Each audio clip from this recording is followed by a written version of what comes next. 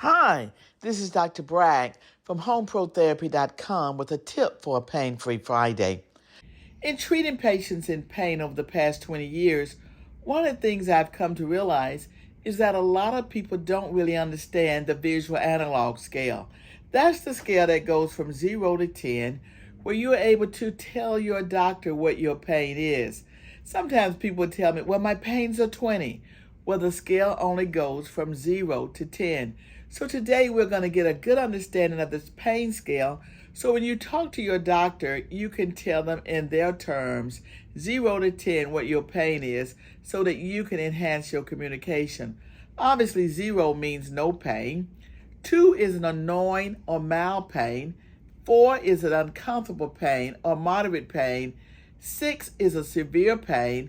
8 is horrible or very severe pain. And 10 is the worst pain you could imagine.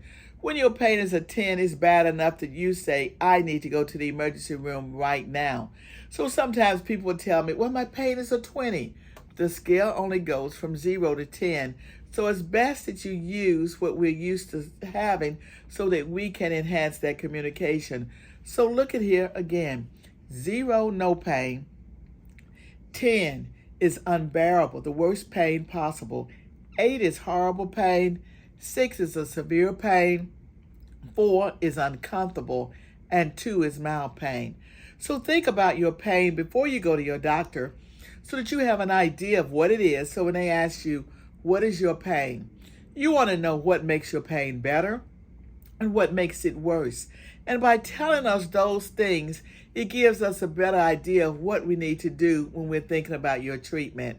So I hope that you find this helpful learning more about the pain scale. So sign up for my YouTube below, and I'll be back again next week with another tip for a pain-free Friday.